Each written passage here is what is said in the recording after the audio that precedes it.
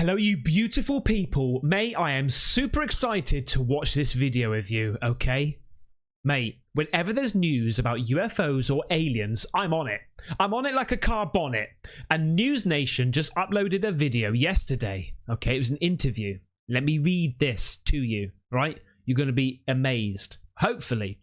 Former Pentagon insider, right? That's a good start. Veteran, also a good start. And investigator, Luis Elizondo is quite possibly the most important voice in the modern UFO movement. And he sat down with NewsNation's Ross Coulthart to share the story of what he claims the American government really knows about UFOs. Mate, it was only the other day that I actually said about how it's quite clear, in my opinion, right?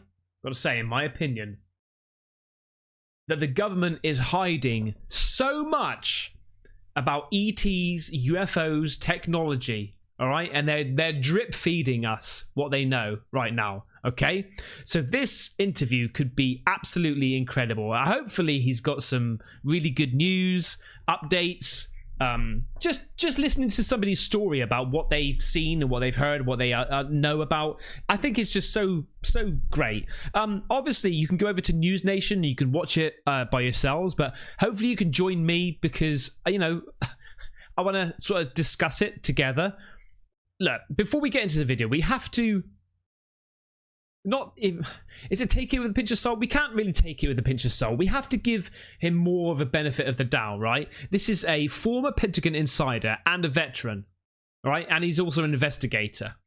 So it's not like Mr. Joe Blogs down the road telling us his wacky story. He's got a little bit of credibility about him, okay? So let's hear him out and find out what the government is hiding. Okay. Former Pentagon UFO investigator Lou Elizondo writes in his new book Imminent that non-human intelligence has been engaging with humans for decades. Wow. So what do they want? There are many commentators who say they're friendly. They're no threat at all to humanity. Can we assume that? Well, I think in order to understand if something is a threat, from a national security perspective, it's a very simple calculus. It's capabilities versus intent. We see some of the capabilities, and by the way, we can't replicate them. We have no idea the intent. So to presume or to assume that these things are friendly or they're hostile, there's not enough data. Elizondo says the Pentagon's UFO investigators were keenly interested in the impact UAPs were having on individuals, especially military personnel. There's enough reports that substantiate that not all these interactions are necessarily benign or peaceful. Some people leave terrified. Some people leave injured. There are U.S. service people.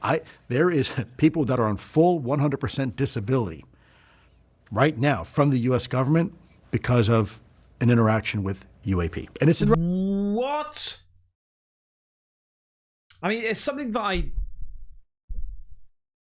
maybe have thought about in the past, you know, but never really at this point, have thought about it. Yeah, of course. I mean, because for decades, people have been talking about these events that they've seen or encountered. And obviously, you see in the movies and things like that, and reports of little blotches that people have got on their skin and probing and all that type of thing. But to actually hear it from this person saying that people have literally just really messed up over an encounter with an ET is absolutely terrifying, really. Writing, by the way, from the U.S. government because of their involvement in an incident. Indeed, the Veterans Administration has granted full medical disability benefits to this man, Airman John Burroughs, for injuries to his heart and eyes he claims he suffered during the famous 1980 UAP incident in Rendlesham Forest, England. And Elizondo says... Oh, I covered that, I'm sure, mate. What? That's just the tip of the iceberg. Did you, in any of your UAP investigations, come across evidence of alleged abductions of humans by non-human beings? We came across information that suggested that people were having things put inside their body that they did not give approval to. So people have been taken away from their homes in the middle of the night and had things planted in them. Something that was put inside their body, something invasive, right? Something that was not put there by their permission to do something. You've seen one of those implants, haven't you? I have been privy to some very interesting things. This photo, he says, shows one of those interesting things. What? It's allegedly a biological sample removed from a US service member and submitted for analysis. This is possibly an alien implant. Well, if you look, there's actually a piece of the chip sticking out and what appears to be these fibers that were moving on their own. Mate, that's like what bloody Neo had shoved up his bloody nose, mate. It's like a tentacle type thing. Oh, mate, what if you throw it out on the road, it turns into metal? Mate, that's, joking aside, that's crazy. And then it looks like this chip or whatever this is, this foreign object, is encapsulated by some sort of biological material. Could that not be something biological, microbiological, or parasitic? Well, it certainly, the outside looks like it's some sort of masking device. In essence, you have a foreign object, which it's a metallic object in there, and it seems to be encapsulated by some sort of biological material. But how do you know it's not just a bit of metal that somebody's knocked into on a building site? Well, in this particular case, this was moving on its own. It was actually had its own metabolic activity. Mate, this is straight from X-Files, man. This is straight from X-Files. This thing, this snot ball, has been put inside somebody, crawling and moving around, trying to find something in the body to latch onto. It's like inner space, which just latches onto your eyeball. And it terrified one of the doctors who was looking at this under a microscope. Said they didn't want to see this again. But oh my God! Are UAPs abducting people at random, or are they drawn to certain individuals? Elizondo says research has revealed an intriguing pattern among UAP experiences in a fascinating part of the brain. This is a part of the brain known as the quadrate putamen, and it is a very specific part of the brain. It's responsible for all sorts of stuff, and some have even speculated precognition But certainly intuition. Intuition for sure. Elizondo says the caudate putamen is larger in people with alleged psychic powers, what the government has called remote viewing. Wow. What about people who've had UAP experiences? Very interesting. The same thing. And by the way, that's not me telling you. These are medical doctors and scientists. Stanford immunologist Dr. Gary Nolan has been researching this topic, and while his conclusions are not definitive, there are two working theories. One, that people with naturally large caudate putamen might attract UAPs like an antenna. Another, that UAP encounters with normal people cause that same part of the brain to get bigger. Yeah. And there's a lot of information to substantiate that this is real morphology occurring in the human brain. Elizondo argues, I think it would be the latter. I think that if you've been encountered by one, something opens up, like the film Phenomena. Mate, what a great film with John Travolta. Phenomenon? That's it. Brilliant. that people with enhanced caudate putamen might have a talent both for remote viewing and communicating with UAPs. Mate. And that's important because it's an established fact that the Pentagon has had an interest in remote viewing for military purposes. In the vernacular, they used to call it psychic espionage. There was a program in the U.S. government, it's called Stargate. They were taking young soldiers and civilians and they were training them to conduct espionage behind enemy lines. And the term was called remote viewing. A lot of people that were in the remote viewing program had MRIs done of their brains, and a vast majority have that specific morphology. Do I think it's extraordinary? No, it may be a vestigial capability that humans had for a long time. But does it work? Oh, it absolutely works. It absolutely works. You see, remote viewing has been discredited. The CIA determined that it doesn't work. Okay, sure. You're saying it does work? It absolutely works. Lou says he knows What? it works because he was trained in remote viewing himself. I don't like to really publicly talk about it. My involvement was only tangential. There's a story you tell of... Come on, mate. Come on, open up. Tell us about it. a terrorist suspect. And there was a remote viewing operation done that you were part of. Yes, we did an experiment. Probably shouldn't have, but we did. And long story short, it appeared to be very effective. That alleged capability for remote viewing and its potential connection to non-human intelligence may sound like a gift. So, am I right in thinking that this is literally almost like a meditation state where you can view things where you don't physically have to be there? So it's almost like astro traveling, I suppose, or just connecting. Is that what he's talking about, mate? Because that is absolutely crazy. Who was it now that mentioned about being able to communicate to aliens but not verbally? You know, with telepathy. I mean, that's probably a different part of it, right? That's communication, but viewing something, mate. But Lou says it was also, at least partially, a curse. He says that's because after years of studying UAP encounters, he began experiencing what's known in UAP circles as the hitchhiker effect. UAPs were appearing at his home, perhaps because he was attracting them. What started happening? Oh, wow. Where do I start? Well, we would have these weird glowing balls of light in the house. They were green, they were small, they were diffuse, kind of like a little neon ball, and it really caused some disruption for my kids and my wife. What were you seeing? I would routinely see orbs. What do you mean by orbs? Small, little, spherical, green, lightish green type of color. And I'd be just walking down the hall, and I would just stop, and it would just continue to go right through the wall. So we're talking... Right. Last week I did a video, and it was on that video, there was a small little interview with Robbie Williams. And Robbie Williams said that he was singing in his studio, right? And you've got the producer in the other room and everything like that, and everyone around. And he said, because he's had a couple of encounters with UFOs before, he said that he saw something fly through the wall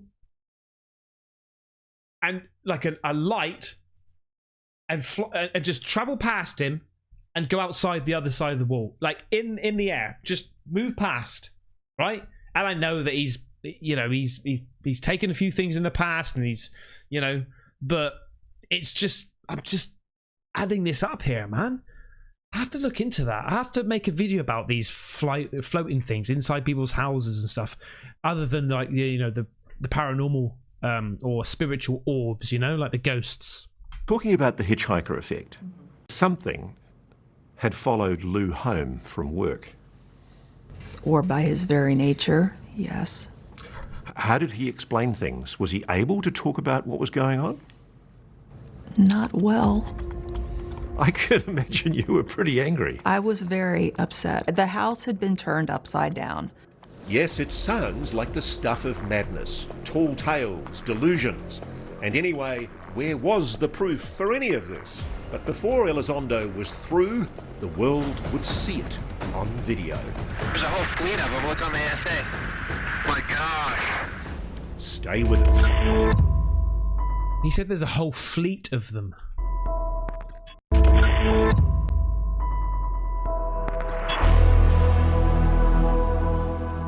This is the video that would shock the world and change it. 2004 November. The USS Nimitz carrier strike group were doing what they call workups off the coast of San Diego. And as they are doing this, there are two different radar arrays that are picking up these objects over the course of several days, dropping from 80,000 feet, and within about a second or less, all of a sudden being 50 feet over the water and hovering, and then popping back up again. So they vector the two F-18 aircraft, and they go to look at this thing. And long story short, after visually seeing this tic-tac looking object, roughly about the same length of a F-18 fuselage, performing in ways that we still can't replicate, bouncing around up and down. So this is an intelligent technology. This is absolutely, and it's responsive and reactive. And it's not human. It's not ours. Though the Nimitz tic-tac incident had occurred back in 2004, Elizondo didn't see the video until 2009. And then in 2015, it happened again.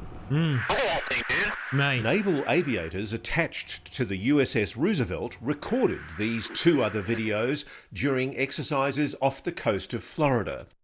That also caught the attention of intelligence consultant and former Deputy Assistant Secretary of Defense, Chris Mellon. The Navy was experiencing a number of incursions into restricted airspace, and I met Lou at the Pentagon, began to hear about these incursions, and the more I learned, the more I realized that we had a potential disaster on our hands. The videos remained undisclosed to the public for years, and it's easy to see why. These weren't just strange objects in the sky. They conformed to what ATIP would establish as the 5 observables.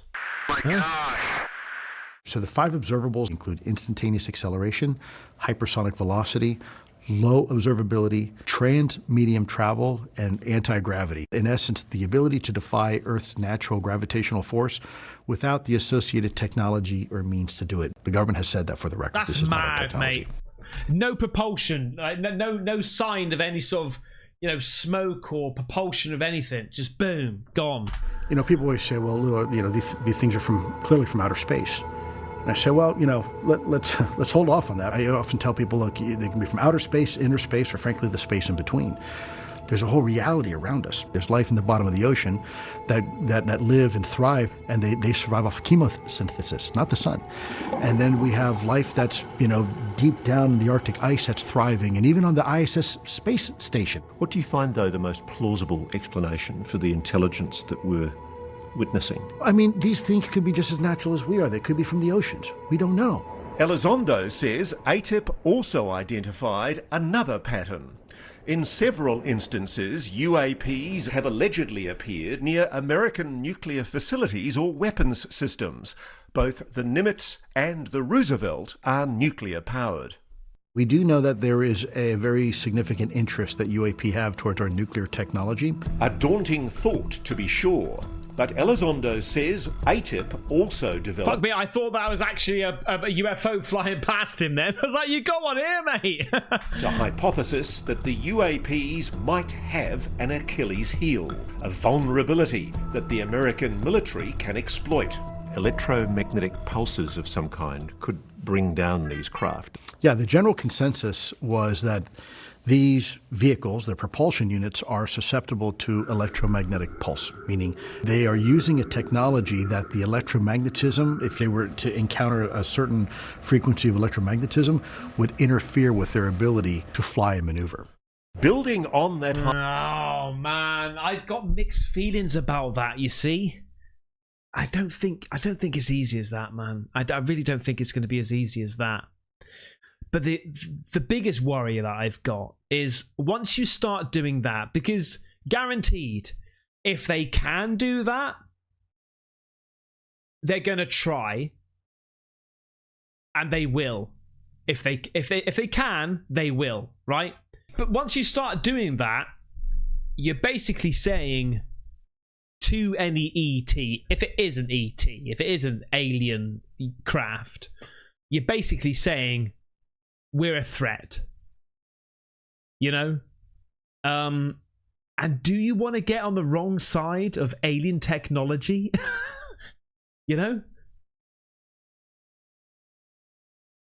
It's like bringing a knife to a gunfight, isn't it? Yeah. I would want to be like, we're friendly. You know? Be a bit standoffish, but to say, hey, look, we're friendly. We don't mean any harm. Not start shooting them down. Hypothesis, Elizondo says his team devised an audacious secret plan to disable and capture one of those Tic Tacs. Oh no, see? We had proposed a honey trap to try to collect data and information on these UAP. So this was an operation known as Interloper. That is correct. So you have a nuclear-powered carrier with other nuclear-powered vessels, potentially nuclear-powered submarines, which also may have potentially nuclear weapons. So the idea is to create a nuclear footprint that is so irresistible to these things, we would create a trap, and then that trap would be sprung. But Operation Interloper never made it past the planning phase. Interloper was stymied, wasn't it? It was scrapped. It was scrapped. It was a pretty good idea. And it was approved by a lot of people, A pretty stupid idea, mate. Like, this does my head in. Like, who agreed to this? I didn't. agencies. And yet, when it finally got to the top, it was stopped. It was blocked. It's almost like somebody perhaps already knew the answer. Or didn't want us having the answer. Elizondo says the shelving of Operation All they were saying, don't mess with things you don't understand. Interloper was just one of several puzzling and frustrating setbacks to ATIP's mission. And eventually he came to believe it was more than just bureaucratic inefficiency. Someone was trying to block his team from making progress. I took an oath to the But American. again, it depends on what you think of progress. Is that progress? Sometimes doing nothing is progress. Sometimes just watching is progress. Not trying to take these things down. What if you just tried to take these things down and it just went, oh yeah, you want to fuck with me, mate? Right? And brings down the whole mothership. Like, oh man, God. American people to defend this country from all enemies, foreign and domestic. And it turns out that the enemy was elements in our own government. It was the bureaucracy. That realization would lead to the biggest and riskiest decision of Elizondo's life. Accomplished my mission. I knew I had to leave. Stay with us. This is really interesting, man. If it's true that the Pentagon's so-called legacy program has been secretly retrieving and studying non-human craft and even bodies, well, where are they? Area 51, Wright-Patterson Air Force Base in Ohio, or somewhere else? No one has come forward with those specifics. Not even famed military intelligence officer turned UFO whistleblower David Grush, who went public on NewsNation last year. Those details were not approved for me to talk about. But now, Lou Elizondo is going there. There comes a point in your book where you name names. You name Lockheed Martin, TRW, Northrop Grumman, Boeing, Raytheon, BAE Systems, and the Aerospace Corporation as being some of the private corporations that are involved in working on retrieved alien technology. True? It is true that it is in my book. Yep. Please tell me what the alien technology does. Go. You also reveal how some non-human, alien biosamples are now being kept at Fort Detrick in Maryland, or with the FDA, and that they've been moved around so many times their origins have likely been forgotten. Elizondo claims that some of the answers, and perhaps the biological samples, can be found here at the Department of Health and Human Services, which oversees the FDA and the NIH. Certainly we know that a lot of these samples were farmed out to experts like the National Institute of Health, NIH, and the U.S. Food and Drug Administration, which absolutely fall under the authorities of this building. Logically, it makes sense that there are people in that building right now that may know the location of where these biological samples are. The defence companies Elizondo names, the Pentagon and the Department of Health and Human Services, all categorically deny Elizondo's claims. He says those denials are only possible because he could never get the evidence to prove their involvement once and for all. Your investigations wanted to investigate those samples and you were denied access. We were, yeah. You became increasingly aware, didn't you, that there were people in the Pentagon, in the intelligence community, in private aerospace who didn't want you investigating UAPs. Absolutely. The smoking man. We began to run into some fierce resistance. And the more we continued to investigate, the increased level of that resistance became. There were elements, the only way I can describe them as religious fundamentalists. It's a group that is euphemistically dubbed as the Collins elite, isn't it? It is. The Collins elite has long been rumoured to be a cabal of religious fanatics within the Pentagon. Many consider them a myth. Elizondo thinks otherwise. That group is alive and well. It exists. I encountered elements of that group firsthand. And they're gatekeepers inside the Pentagon who don't want the UAP story investigated. That is correct, Ross. There are religious fundamentalists inside the Pentagon and inside the U.S. government, and specifically the intelligence community, that have a very, how shall I say, strict interpretation of their philosophical belief system. Elizondo recounts one specific encounter with a high-ranking member of this so-called... I would understand why the religious side of things would want this to be kept quiet, right? Because it could ruffle a few feathers in the religious world. However, in the same respect, it could reinforce certain beliefs in religion. Collins elite. He stopped me in the halls at the Pentagon. He said, "Have you read your Bible lately?" And I was kind of surprised by the question. Like, I mean, I know what the Bible says. What, may I ask specifically, what do you mean? He says, and you know what we're dealing with are demons. These are demonic beings, and we shouldn't be looking at them. But aside... This is what a lot of you guys tell me, you know, whenever I cover like UFO footage and aliens and stuff like that. You tell me that these are demons, you know? I personally don't think that they are. I don't. I think that anything that we don't understand, you know, we are potentially scared of, right? You're scared of the unknown, right? I'm just thinking, why? Why would they be demons?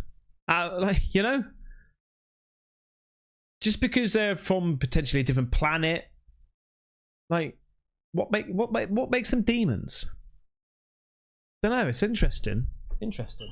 Aside from potential religious motivations for the secrecy, Elizondo suggests there could also be geopolitical considerations at play.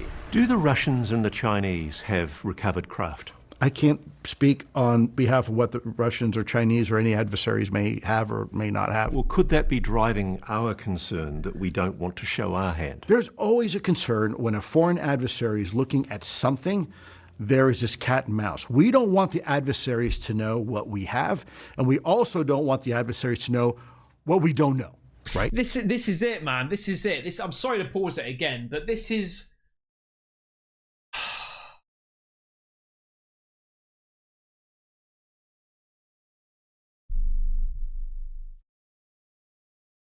They're talking about the information that they've got, they want to keep in secret. You know, China, what the information they've got, they want to keep it secret. They want to keep. Why do they want to keep it secret? Because they want to break this technology down and use it as a weapon for more power instead of actually coming together. I know it's like it's make believe world. It's, you know, fairy tale world that I'm living in. Okay, but just imagine if we all just bloody got on, right? And we phoned up China and said, "Hey, mate, what have you got? You've got what? What? And it does what? Well, you should see what we found last week, mate. We should hook up, you know?" And then you phone Russia. "What have you got, mate?" "Oh, right. Okay, cool, man. Yeah, we got that as well. But what else? You know? You can talk and connect. And then collectively you can say, okay, guys, we all understand there is alien technology out there. We've got this, as in the whole world. We have got this. We understand this much about it. Just work together. It never happened, though. It never happened. Because it's all about getting one over on another person, another country. Right? So there's always a reason not to broadcast what you know and don't know to your enemy. Whatever the motivations for the alleged cover-up, Elizondo says it went way beyond mere bureaucratic foot-dragging. People were threatened, weren't they? Oh, absolutely. Some of our folks were told, if you're not careful, we're going to do exactly to you what we did with the Rosenbergs. You're done. So people are being threatened with death if they talk about this? Sure, because, and by the way, people say, oh, the government would never do that. Try getting on Area 51. There's signs on the fence that say lethal force is authorized. You absolutely can use lethal force to protect national security investments and equities. That, we do it. Elizondo Yeah, I sort of understand and get that. describes the mounting obstructions, the denied requests, the scrapped plans, the threats, and above all, the steadfast refusal to disclose any of this, either to the public, the Congress, or even the President. By early 2017, it had all become too much. So there came a time during your work with ATIP where you just decided, I'm getting nowhere, I'm getting blocked, I'm getting stymied. What did you decide to do? I went public. I resigned. How hard was it for you to write this letter? Yeah, this letter is my resignation memo to the Secretary of Defense. Probably the hardest memo I ever had to write. In the letter addressed to Defence Secretary James Mattis, Elizondo said he was quitting because, despite overwhelming evidence, certain individuals in the department remain staunchly opposed to further research on the controversial topic of anomalous aerospace threats. Because you wrote that memo and circumvented your immediate bosses, Oh, yeah. what did they do? Well, they made my life hell. Hard times were ahead, but Elizondo was about to make some hell of his own. Yeah. As he and Rambo those did. explosive videos were about to go public. I'm doing this because I believe it's the right thing to do. Mate, I need to interview some of these people. I'm going to get into a position. Okay, I'm going to get in a position in the YouTube world, okay, where I can interview these people. I'm almost there, mate. I reckon it's not too far, okay? Basically, I've done nothing about it. I've not even tried. But I'm guessing if I try, I could get some interviews. I'm going to do it. This hypes me up, man. This stuff hypes me right up. Be with us.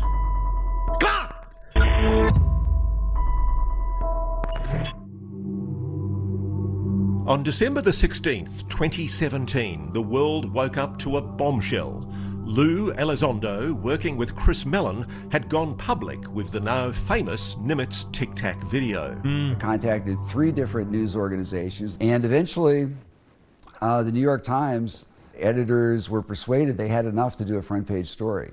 The New York Times published an explosive article revealing the Pentagon's secretive UFO program. Reports the U.S. government is still collecting information about encounters between unknown aircraft and our military. Elizondo spent 10 years as head of a secret study of unidentified aerial objects. When the story broke, this covert operator who'd worked in the world of intelligence suddenly became an international public figure. What was it like? It was terrifying. I had spent my entire life living in the shadows. As an intelligence officer, anonymity is your friend.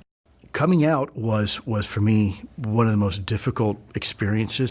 Suddenly, Lou Elizondo's face became synonymous with the UFO question. And now, with his days at the Pentagon behind him, Lou devoted himself to the cause. He took a job with To the Stars Academy, a UFO research and advocacy group founded by rock star Tom DeLonge. Together, they appeared on History Channel's Unidentified, Inside America's UFO investigation, which garnered him even more fame. Someone even started selling t-shirts with his face, but that attention came at a price. There were a lot of positives, but things also were about to get bad, weren't they? I did not think that our lives would be this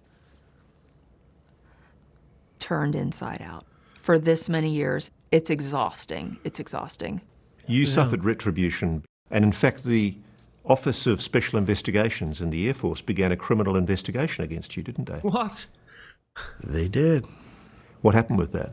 The initial allegation was that I was responsible for unauthorized disclosure, and then I stole classified videos out of the Pentagon and a whole bunch of stuff. And long story short, the Air Force OSI came back and said, nope, actually we seized the computers. There's no wrongdoing. Didn't take anything home, and he never had a conversation about anything classified. Everything's unclassified. Publicly, the Pentagon has also denied Lou's claim that he was the head of ATIP, both in prior public statements and directly to NewsNation for this report, effectively calling him a liar and a fraud. Take ISIS, I'll take Al-Qaeda, whatever. Those don't scare me. Those don't bother me. What bothers me is when people question my loyalty, my intentions of what I'm trying to do. That cuts deep. What do you think yourself of the fact that the Pentagon, as you describe it, has been actively trying to discredit Lou? I think it's shameful. This is how you're repaid. It makes no sense to me. It makes no sense. They're basically it's saying stay in your lane. Stay in your lane. We need to have an intelligence community that is willing to speak truth to power. Here comes a guy who does that and clearly is correct. Does he get an award for identifying a huge, major vulnerability in America's air defense like he should? No, he gets harassed by these bureaucrats because he's doing stuff that is inconvenient. On top of the reputational attacks, Lou and his family were uprooted from their home as Lou's new job at To the Stars Academy called him to California. Then the job fell through. You'd essentially gone from fairly steady jobs, well paid in Maryland, and you'd basically taken a complete financial bath. I had to get a job at Target, and then after that I got a job at Home Depot. The family went from their house in Maryland to this mobile home. Does it frustrate you sometimes that people perhaps don't understand the sacrifice that you and Lou and your family have had to endure? Yeah, especially because everyone thinks we have all this money. Oh, they're just grifting. Come live for a day in my life. I guarantee you will run back to yours. Why is this worth it, Lou? I mean, you were a GS-15. He's not in the good books, is he? Hey, he's not in the good books with her, mate. I'm telling you. Right, she is pissed. She's pissed, mate. I gotta work in Target. In the senior executive service of the Defense Department, you ended up having to dig your own pit toilet. You couldn't continue to pay your rent. Why is it worth it? I have 2 daughters and I have a wife, and we have been through hell. But there's a lot of people who had a lot worse than me. I feel terrible because the stress I have put my family through and what they've had to endure. Some relief, fine. Joking aside, this sort of reinforces what he's saying even more, though, right? Yeah? Unless you're in so... If he's lying, he's probably in so deep that he can't lie, because he'll lose literally everything if he comes out and goes, oh, I thought it was a good idea at the time, But this is clearly... I don't think that is the case, by the way. I think he's clearly telling the truth or trying to get the message out, and inevitably he's just, lost a lot and going through hell right now. It just reinforces what he's saying is true, because who would actually do that? Who would do that? It's one thing doing that to yourself, losing a lot for yourself or losing everything, but to do that to your wife and your 2 kids as well. Finally came in April 2021 when Senator Harry Reid wrote a letter confirming Lou's role in ATIP. It's in black and white. Personal vindication aside, Elizondo says he's most proud of the momentous shift that's taken place in the national conversation on the UAP question, both among the general public and on Capitol Hill. In 2022, lawmakers passed legislation that called on the DoD to create a UAP office which would report to Congress. That office is now known as the All-Domain Anomaly Resolution Office, or AARO. You have come a long way since 2017. What's been achieved? I'm most proud of the fact it's being openly discussed in the halls of the Pentagon. That means that the stigma, the taboo, is finally evaporating, and we can begin to see the topic more clearly. Unidentified objects in any domain pose potential risks to safety and security, particularly from military personnel and capabilities. With the testimony of the first AARO director, Sean Kirkpatrick, in 2023, it seemed like the UAP renaissance had officially commenced. But would it really be an age of enlightenment? What he was saying is not consistent with the truth. And when someone like that blatantly tells you something that is not true, you've got a serious credibility problem. Mate, one day, all of this is going to come out. All of it. One day. Maybe not in my lifetime. I don't know. But one day it's all going to come out, mate. And it's going to be mental. Yeah? It's going to be either really disappointing, it was all just made up, or it's going to be absolutely incredible. With us.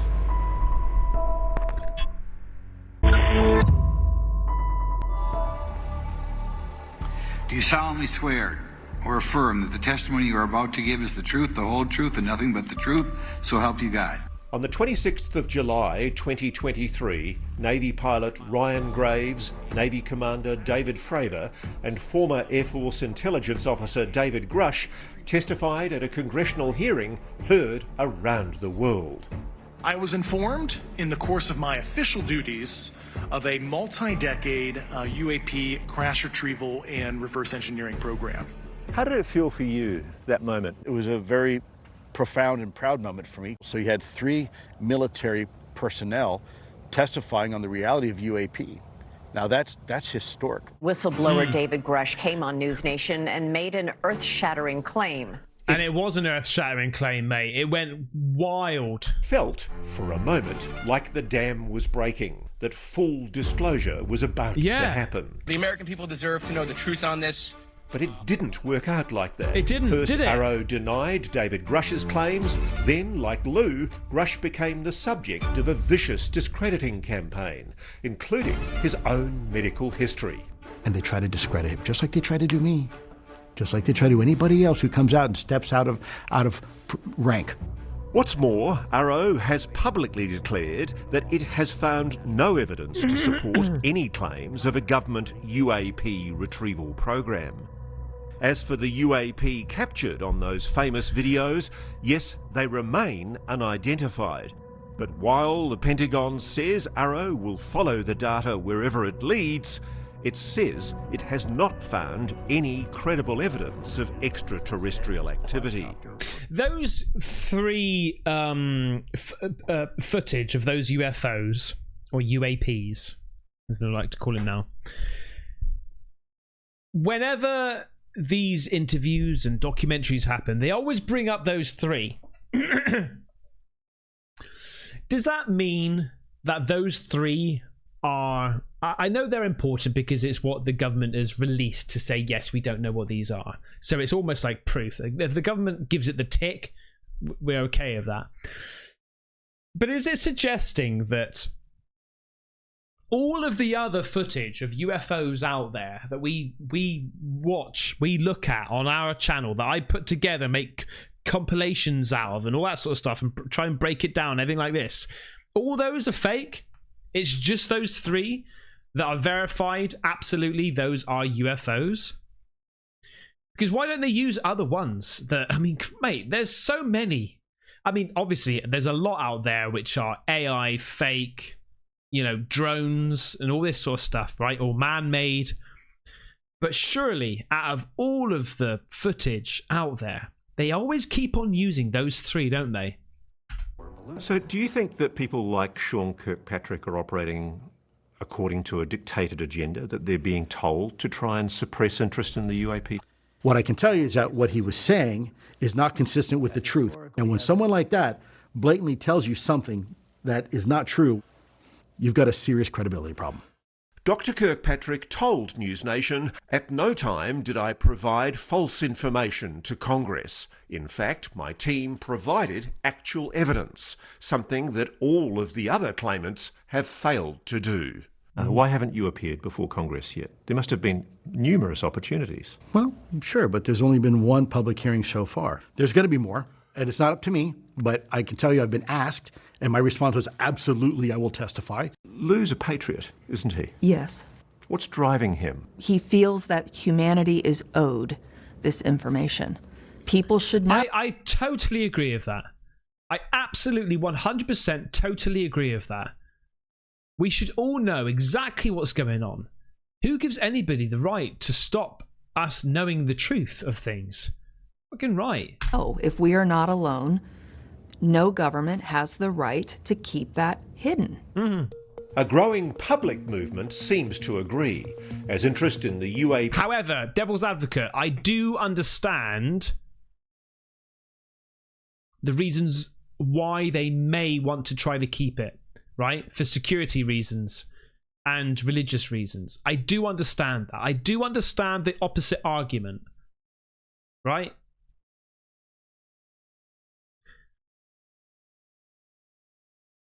question continues to intensify, both online and at UAP conferences around the country. Plus, there's been a veritable avalanche of former military officers coming forward with similar claims, including Rear Admiral Tim Gallaudet and Colonel Cal Nell. Non-human intelligence exists. Non-human intelligence has been interacting with humanity. This interaction is not new. And I covered that story as well, mate. I broke that one down. You know, I say I broke it down. I just watched it. But what I'm saying is, there are so many people coming forward, right? With amazing backgrounds, amazing work history. That dude there, mate, he had more jobs than you could shake a stick at, right? Previous jobs, he had about 15 jobs, like high up end jobs. Ridiculous amount of like work experience he's got. You know, why would he jeopardize all that, all his whole name, and come up and just ruin it all? You know, military-grade UAP videos are now popping up regularly, like this one over Puerto Rico, this one along the Arizona border, and this one over an undisclosed conflict zone in the Middle East. This is more than intriguing, more than provocative. It's potentially revolutionary and transformational. What can people do? What should any citizen do? How can they help you? Look up. Get involved. Talk to your members of Congress. Ask questions, whether it's around the dinner table or the water cooler. That's what I would encourage people to do. Start asking the hard questions. So Lou Elizondo, crystal ball. Let's go 1-2 years in the future. Are we going to be as much in the dark then as we are now? No. But you know, disclosure isn't a sprint. It's a marathon. It's not going to happen overnight. Disclosure isn't an event, it's a process. I think this next generation, if our kids are any indicator of hope, that's where real disclosure is going to occur. Mate, there's part of me that feels really sorry for him. Not sorry for him in a poor way, but like, I feel sorry for people that really try to go out there and do the best thing. You know, they try to get a message out. They're trying to do the best thing, and their life just gets destroyed about it. It looks as though he's doing a lot better now, you know. But in 2017, it looked like he basically lost everything, right? So, mate, really, really interesting. Yet another person coming forward and saying alien technology exists. I wish that a lot of people say, oh, alien technology, we've got alien technology, or they've got alien technology, or I've seen alien technology, but they never say what it bloody does. What does it do? Right? Is it just like a Game Boy Advanced? What is it? Is it something that can cloak things? Like how good are we talking? Is it crap? It's a crap technology, but just alien technology. Is it super good? Do we not understand it? Do we understand it? Anyway, loads of questions. But anyway, keep in tune, mate. Make sure you subscribe because we're covering lots of stuff about UFOs and aliens on this channel. And thank you so much if you got to the end. I really do appreciate it. My phone, sorry about my phone going off, right? I'm such a popular guy. All right, see you in the next one. Take care. Bye-bye.